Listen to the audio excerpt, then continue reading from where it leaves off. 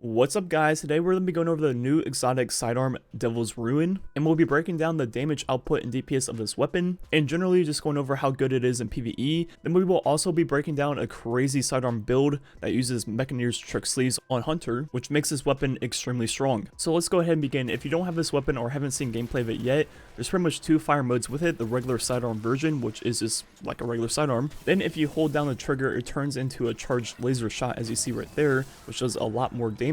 So there's two completely different ways of doing damage with this weapon, and looking at the damage on Greg with the sidearm version, then also with the charged laser shot, as you see right here, looking at all the different numbers it hits and comparing them. For the regular fire mode, it hits 1521, then 2135 on the head, and with the charge shot, it hits 1868, then 2623 on the head, which means the charge shot does 22.8% more damage than just shooting the sidearm normally. Now looking at a few different rate of fires for this weapon, just shooting the weapon normally first, one magazine, that takes 2.8 seconds, which means the DPS would be 11.4 thousand, which isn't great for a primary. It's pretty average. A lot of the other sidearms definitely do a little bit more, including the Encyclocluse. Off one magazine with a charge shot takes 1.83 seconds, which means 15,286 DPS to the body, then 21.4 thousand to the head. And realistically, you're probably going to do something right in the middle because you're not going to hit all headshots or all body. Now over two magazines, it takes 4.7 seconds, so with one reload, the DPS numbers drop off quite a bit, to now only 16,000 on the head, which is still pretty good for a primary. Finally, looking at the total damage output with two sidearm reserves, we hold 200 ammo, which means 373,000 to the body, then also 524,000 to the head if you use charge shots for all 200 ammo. So pretty much what all these numbers mean is if you're using this on a single target, for example a major or a boss, you should always only be using the charge shot and never be using the regular fire, because of the fact that it just simply does more damage per ammo. But at the same time, that doesn't mean you should be using charge shot all the time. If you use a charge shot to kill 2 red bars, well, you just use 15 ammo when you could have just used 3, so you're going to burn ammo very quickly if you do that. So pretty much reserve the charge shot for either bosses or majors. Then there's also the second perk of the sidearm, which is going to be the one where when you fully charge it, it refills the magazine from reserves. And pretty much how you want to use this is by shooting the weapon normally until you get down to 1 or 2 ammo, then fully charge it, which means you don't have to reload.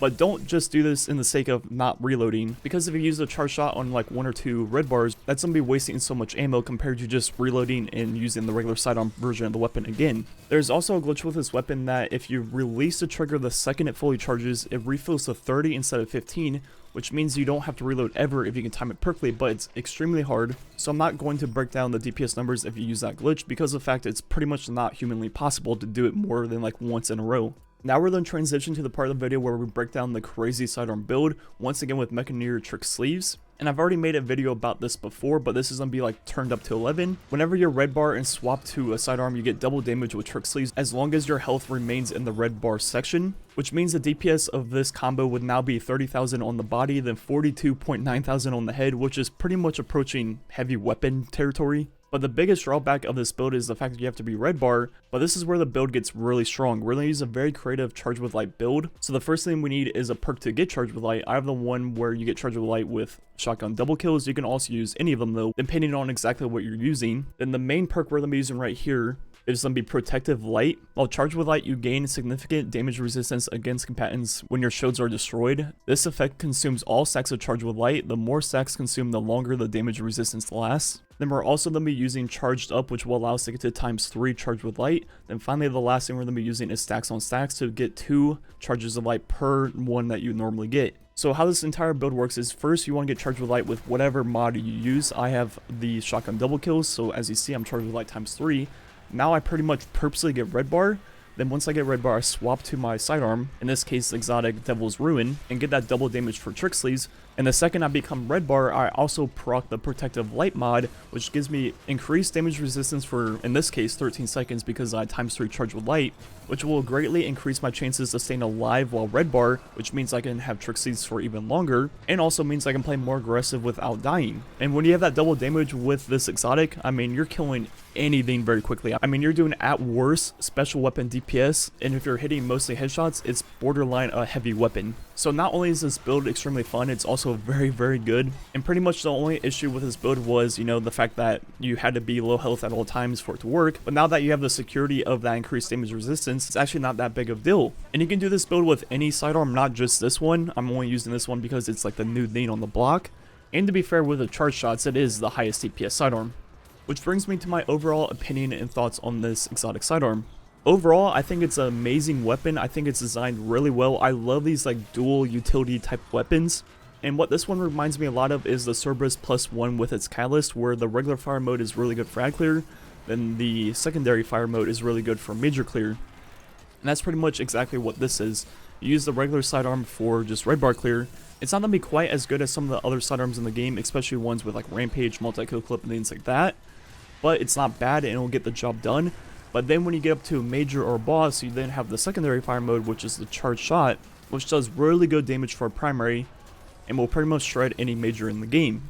Then on top of that, you have the mechanic where once you fully charge up a shot, it reloads the magazine from the reserves, which means you can kind of do this playstyle where you use the regular fire to get low on the magazine. Then once you only have a few shots left, you just charge it to reload, which pretty much means you can shoot 29 shots straight without reloading. But at the same time, this is not a mechanic you should be using every single time no matter what.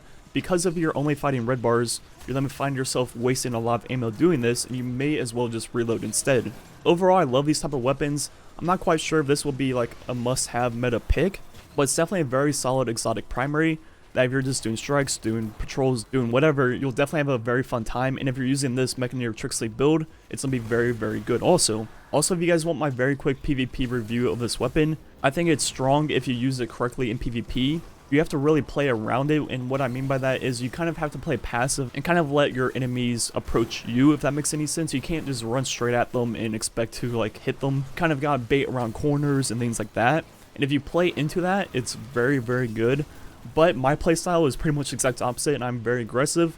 And if you're the aggressor with this weapon, you're going to find it pretty hard to use for a few reasons. One, if you just peek a guy out in the open, well, it takes like over a full second to charge, which in that time, they can pretty much already kill you with a hand cannon. Or if you peek like a long lane, as you try to cover ground, that's just more time for them to shoot at you. So you really got to let the other people be the aggressor in almost every situation. And if you do that, it's very good.